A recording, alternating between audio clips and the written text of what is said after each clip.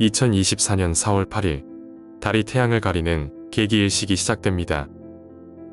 마지막 개기일식은 2017년 8월이었는데요. 일식은 달이 지구와 태양 사이에서 움직일 때 일어나며 이때 달이 태양빛을 차단하면서 지구의 그림자가 들이오게 되고 이렇게 달이 태양을 완전히 가릴 때를 개기일식이라고 합니다. 이 현상은 달이 지구 뒤로 이동하는 월식과는 다릅니다. 월식은 달이 지구의 그림자에 가려져서 붉게 보이는 현상으로 어떤 물체가 어두워지는지만 기억하면 구분하기 쉽습니다. 태양이 달에 가려지면 일식이라고 하며 달이 지구 때문에 빛에 가려지면 월식이라고 표현합니다.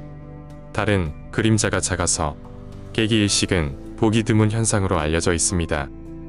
이것을 보려면 지구에 햇빛이 들어오는 지역이 달의 그림자 안에 있어야 하며 그 경로는 지구의 자전, 달의 궤도, 태양 주위의 궤도에 영향을 받게 됩니다. 이 놀라운 광경 중에는 달에 태양이 가려지는 일식과 달의 그림자가 지구 일부 지역을 가리게 되는 현상이 함께 나타나며 달 그림자가 집중된 부분을 엄브라, 우산 모양의 밝은 그림자 부분, 즉 반그림자를 페넘브라라고 합니다. 우주에서 보면 달 뒤로 길게 뻗어 있는 어두운 원뿔 모양이며 달의 원뿔 그림자의 끝이 지구에 닿는 일부 지역에서만 이러한 개기일식을 볼 수 있습니다.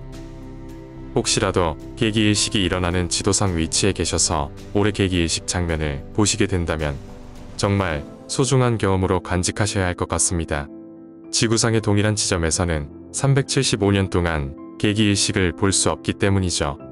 그런데 미국의 일리노이주 카본데일 지역은 2017년과 2024년 연속으로 개기일식을 보는 행운이 따랐다고 하네요. 하지만 이곳 역시 현 위치에서는 2343년까지 개기일식을 다시 볼 수 없다고 합니다. 이것은 개기일식이 일어나는 위치가 표시된 지도인데요. 주의할 점은 지도에서는 원으로 표현되어 있지만 실제로는 일부가 구부러진 다각형에 가깝다는 겁니다. 달은 매끄러운 구형이 아니라 산과 계곡 그리고 분화구가 있기 때문이죠. 2009년부터 달 궤도를 돌고 있는 미국 항공우주국 나사의 달 정찰 인공위성 LRO는 믿을 수 없을 만큼 자세한 사진, 지형 지도 및 달 표면의 모양을 우리가 잘 이해할 수 있도록 데이터를 보내주었으며 결과적으로 개기일식을 지구상 어느 곳에서 관찰할 수 있는지도 알게 해주었습니다. 달 그림자가 집중된 지역 외에는 부분일식을 목격할 수 있으며 보시다시피 페넘브라라고 표현한 달의 반그림자는 북중미와 그린란드, 아이슬란드, 영국 서부 섬들까지 보이기 때문에 2024년 개기일식은 간접적으로 수백만 명의 사람들이 볼 수 있을 것으로 알려졌습니다. 많은 사람들에게 개기일식을 직접 보는 건 일생에 한 번뿐일 겁니다. 그러나 개기일식을 볼 때 주의해야 할 사항이 있는데요. 천체 현상을 눈이나 일반 선글라스를 사용해 직접 보게 되면 절대 안 되며 태양광 차단 안경 혹은 간접 관찰을 해야 합니다. 달이 태양을 완전히 가리는 개기일식 동안은 그나마 괜찮다고 하지만 짧은 시간이라도 직접 태양을 바라보면 눈에 손상을 입을 수 있습니다. 일식 현상을 바라볼 때는 태양광선으로부터 눈을 보호해줄 일식 안경을 착용하거나 태양을 등지고 손가락을 교차시켜 그 사이로 비친 그림자를 보는 방법이 있으며 아니면 박스에 구멍을 뚫어 간접적으로 관찰하는 방법도 있습니다. 많은 사람들이 함께 개기일식을 간접 관찰할 때는 태양광 필터가 부착된 망원경을 사용하여 태양 이미지를 넓은 표면에 투사하면 좋습니다. 2024년 개기일식은 우리나라에서 못 보지만 태양 천체 현상을 관찰할 때 이번 이야기를 꼭 기억하시길 바랍니다.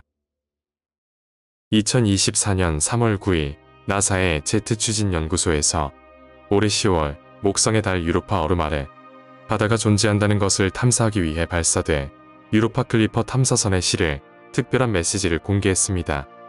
이 금속판 한쪽에는 우리 인간의 언어로 물을 뜻하는 단어를 디자인해 넣었으며 이 물결치는 선들은 다양한 인종의 언어로 물이라는 단어가 녹음된 음파를 나타냅니다. 이 금속판에는 우리 한글로도 물이라는 단어를 발음한 음파가 각인되었는데요. 한번 들어보시죠. 물, 물, 저 먼 우주로 나아갈 탐사선에도 한글로 물이 각인될 만큼 우리나라의 위상이 꽤 높다는 점을 알게 되어 괜히 뿌듯합니다. 금속판의 반대면에는 병 속에 담긴 우리 메시지를 뜻하는 그림과 위쪽에는 우리 은하내에서 인류와 교신할 수 있는 지적 외계 생명체의 수를 추산하는 확률적 방정식인 드레이크 방정식을 새겼습니다. 중간에 보이는 이 두 선은 물과 관련된 분자가 우주에서 방출하는 무선 주파수를 나타내며 생명의 흔적을 찾기 위해 과학의 언어를 사용하는 우리 인류의 능력을 나타냅니다. 왼쪽에는 행성과학의 창시자 중 한 명인 미국의 행성 지질학자 로널드 그릴리의 초상화를 넣었으며 그는 초기 유로파 탐사에 대한 인물을 개발하기 위해 중요한 노력을 한 인물입니다. 금속판 중심에는 미국의 시인 에이다 이몬이 손글씨로 작성한 지구와 아직 탐험되지 않은 비밀을 기다리고 있는 유로파 세계에 대한 시가 적혀 있습니다. 가장 윗부분에 새겨진 목성의 4대 위성이 병을 공전하는 이 그림은 전 세계에서 이번 미션을 응원하고 기대하고 있는 260만 명의 사람들의 이름이 새겨진 마이크로칩이 부착됩니다. 이번 특별 메시지에 대해서 나사 제트 추진연구소는 이렇게 말했습니다. 유로파 클리퍼 탐사선의 모든 부분은 사람이 직접 제작합니다. 그리고 금속판에 새겨진 모든 것들 또한 손으로 직접 그린 것이거나 사람의 목소리와 이름을 나타내는 것입니다. 탐험의 시작은 우리 모두가 함께하는 일이며 우주의 바다로 나가면서 우리 모두를 연결해주는 일이기 때문입니다. 유로파 클리퍼 탐사선의 최종 도착지인 목성의 위성 유로파에 대해 궁금하지 않으신가요? 유로파는 1610년 갈릴레오 갈릴레이에 의해 처음 발견되었습니다. 목성의 위성 중 가장 작은 크기를 가진 유로파의 직경은 약 3100km로 알려져 있으며 이러한 유로파의 크기를 조금 더 확실하게 예상해 보려면 우리 지구의 위성인 달의 직경이 약 3475km이니까 밤하늘에 떠 있는 달보다 조금 작은 크기를 가졌다라고 생각하시면 될 것 같습니다. 유로파에서 가장 흥미로운 점은 얼어붙어 있는 지표면 아래에 액체 상태의 바다가 있을 가능성이 높다는 점입니다. 이로 인해 유로파는 우리 태양계 내에서 외계 생명체를 찾는데 유력한 후보군 중 하나가 되었습니다. 유로파는 형제 위성들인 이오, 가니메데와 궤도 공명을 이루며 목성을 공전하고 있는데요. 간단히 말씀드리면 목성을 중심으로 가니메데가 한 바퀴 공전할 때 유로파는 목성을 두 바퀴 공전하고 이오는 목성을 네 바퀴 공전하는 것을 1대2 대사 공명이라고 표현합니다. 이 상호작용은 엄청난 조성력을 유발하여 유로파 내부에 영향을 주게 되어 지하의 액체 상태의 바다가 유지되도록 합니다. 또한 위성의 내부에서 방출되는 에너지는 열기로 인해 물이 얼어붙는 것을 방지하는데 이런 현상은 우리 지구에서도 나타나는 현상입니다. 유로파의 표면은 물로 이루어진 굳은 얼음으로 덮여 있어 태양계의 다른 어떤 위성보다 햇빛 반사율이 높은 것으로 알려져 있으며 지표면 아래에는 액체 상태의 바다가 존재할 것으로 관측되었는데요. 길이가 수천 킬로미터에 넓이는 수 킬로미터에 달하는 표면에 새겨져 있는 갈라진 표면선은 이 목성의 위성 유로파가 끊임없이 움직이는 지각을 가지고 있음을 말해줍니다. 이것을 쉽게 표현하자면 표면에 크레이터 같은 구멍이 생겨도 지속적으로 움직이는 지각이 상처를 메꾸고 있다고 생각하시면 이해하기 더욱 쉬울 것 같습니다. 이러한 특징은 유로파의 얼음 껍질이 암석 매들에서 분리되어 유로파 전 지역에서 이동하고 있음을 시사하며 수증기와 얼음 입자를 뿜어내는 간헐천은 유로파 지하에서 일어나고 있는 미스터리한 비밀을 우리에게 알려주려는 것 같기도 합니다. 얼음 지각과 암석 해저 사이에 존재할 가능성이 있는 유로파 바다의 존재는 갈릴레오 우주선이 감지한 달의 유도 자기장을 통해서도 알 수 있습니다. 우리 지구보다 작은 유로파에 이 숨겨진 바다에는 얼만큼의 물이 존재할까요? 현재까지 알려진 사실을 바탕으로 말씀드리면 유로파의 숨겨진 바다에는 지구보다 2배 이상의 물이 존재할 것으로 예상한다고 합니다. 우리 지구와 마찬가지로 해저에 열수 분출구가 존재한다면 깊은 심해에서 활동하는 생명체에게 필요한 에너지를 제공할 수 있으며, 이로 인해 유로파의 어두운 심해에는 우리가 기대하고 있는 생명체의 잠재적인 서식지가 존재할지도 모릅니다. 유로파의 내부 구조는 금속으로 구성된 해, 암석 멘틀, 다양한 단계의 물의 외층으로 구분되는데요. 표면에 큰 분화구, 운석이 떨어져 생기는 크레이터가 거의 없다는 것은 지질학적 활동에 의해 지속적으로 표면이 재포장되는 활동적인 지표면을 암시합니다. 2023년 2월 캘리포니아 공과대학 제트추진연구소의 하미시 헤이 박사가 이끄는 연구팀은 나사의 슈퍼컴퓨터를 활용하여 유로파 대양 모델을 만들어 해류가 얼음 껍데기의 회전에 미치는 영향을 분석한 결과, 목성의 위성인 유로파의 표면을 덮고 있는 얼음 껍데기가 지표면 아래에 존재하는 바다가 만들어내는 해류의 영향으로 회전 속도가 변화하는 것으로 나타났다는 분석 결과 논문을 발표했습니다. 유로파의 대기는 방사선 분해로 인해 생겨난 산소 분자로 이루어져 있는 아주 얇은 대기를 가지고 있는 것으로 알려졌습니다. 이러한 유로파의 대기는 우리 지구의 대기와는 매우 다른 특징을 가지고 있는데요.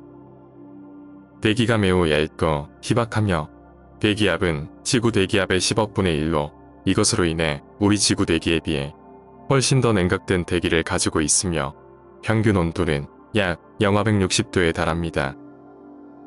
유로파의 대기는 얼음 표면이 태양빛에 노출되고 목성의 강력한 자기장 내에 갇힌 먼지와 하전 입자의 영향을 받습니다.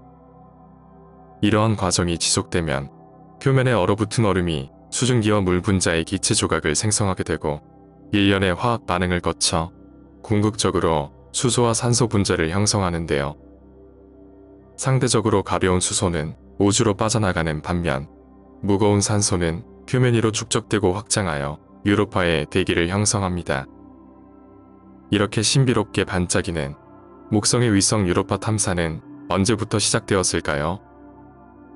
유로파의 첫 탐사는 미국 항공우주국 나사에서 제작한 파이어니어 10호와 파이어니어 11호 두 탐사선이 목성계를 통과하면서 유로파의 얼음 표면을 보여주는 사진을 촬영한 것으로 시작되었습니다. 이 사진으로 많은 과학자들에게 관심을 받게 된 유로파는 태양계 행성과 위성들에 대한 탐사를 위해 1977년 발사한 보이저 1호와 2호가 새롭게 촬영한 사진과 데이터를 지구로 전송하였으며, 이로써 유로파의 표면과 대기, 지질학적 특성 및 액체 상태 물의 존재 가능성까지 폭넓은 연구를 진행할 수 있도록 많은 도움을 주었습니다. 1995년부터 2003년까지 활동했던 갈릴레오 탐사선은 유로파에 대한 고해상도 이미지를 제공하여 수많은 능선과 균열이 십자 형태로 교차하는 혼란스러운 지형을 우리에게 보여주었으며, 탐사선이 얻은 데이터는 지하에 바다가 존재할지도 모른다는 새로운 궁금증을 안겨주었습니다. 2007년에는 명왕성을 향해 깊고 어두운 우주를 항해하던 뉴호라이즌스 탐사선이 목성과 유로파를 함께 촬영한 사진을 촬영하여 지구로 깜짝 선물을 보내기도 했었습니다. 2023년 4월 유럽 우주국 ESA가 목성 얼음 위성 탐사선 일명 듀스를 발사했습니다. 이 듀스 탐사선은 목성의 갈릴레이 위성 4개 중 2호를 제외한 가니메데, 칼리스토, 유로파에 대한 탐사와 행성 간 우주 비행을 목적으로 발사한 무인 탐사선으로 여러 과학기기들을 이용해 목성의 위성들을 근접 비행 방식으로 원격 탐사할 예정입니다. 가장 최신의 유로파 탐사선은 무엇이 있을까요? 그것은 앞에서 잠깐 알아본 유로파 클리퍼 탐사선입니다. 목성의 위성 유로파로 먼 우주여행을 떠나갈 유로파 클리퍼 탐사선은 올해 말 발사할 예정인데요. 발사는 일론 머스크가 이끄는 민간 우주기업 스페이스X의 펠컨 헤비 로켓의 힘을 빌려 우주로 발사되고 약 5년 6개월 후 유로파에 도착할 예정이라고 합니다. 2024년 유로파 클리퍼 탐사선이 발사되고 그 다음 유로파를 향해 우주공간을 항해할 탐사선은 유로파 착륙선입니다. 최초로 목성의 위성 유로파에 착륙하여 표면의 얼음을 채취하고 생명의 징후, 유기화합물을 분석하는 것을 주 목표로 하는 유로파 착륙선은 앞으로 우리 인류가 우주의 다른 행성과 위성들의 탐사를 더욱 활발하게 진행할 수 있도록 새로운 많은 정보와 신비롭고 아름다운 미스테리한 그 무언가를 찾아주기를 희망합니다. 영상을 시청하시는 여러분 중 유로파 클리퍼 탐사선에 탑재된 금속판에 자신의 이름이 새겨져 우주로 함께 여행을 떠난다는 것에 흥미를 느끼신다면 올해 출발하는 미국 항공우주국 나사의 첫 번째 로봇 달 탐사선 바이퍼에 여러분의 이름을 새겨서 달로 함께 보내보는 것은 어떠신가요? 바이퍼 탐사선은 2024년 후반 달 표면에서 얼음을 찾고 최초의 자원 매핑 임무를 수행할 탐사선으로 달에 존재하는 물의 위치와 농도를 확인하기 위한 장비를 탑재하여 발사됩니다.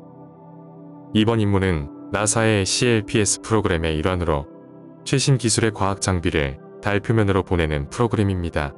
나사는 CLPS 프로그램을 위해 추가로 여러 대의 탐사선을 제작 중이며 나사의 파트너가 이번 바이퍼 탐사선을 달의 남극으로 발사할 예정입니다. 이 위치는 인간이나 탐사선이 가본 적 없는 곳으로 바이퍼의 조사를 통해 새로운 정보를 얻을 것으로 기대하고 있습니다. 바이퍼는 달은 천체 표면에서 진행되는 최초의 자원 매핑 임무가 될 것이며 나사의 새로운 종류의 임무를 더욱 가깝게 만들 것입니다. 바이퍼의 장비가 수행하는 측정은 물과 기타 휘발성 물질의 출처와 분포를 이해하는 데 도움이 될 수 있으며 달의 진화, 지구와 달 시스템에 대한 새로운 데이터를 확보할 수 있을 것으로 예상됩니다. 달의 물은 인류의 탐사를 지원하는 귀중한 자원으로 바이퍼의 이번 탐사로 우리가 달에서 장기적으로 지속 가능한 탐사를 할 수 있는 계기가 될 것입니다.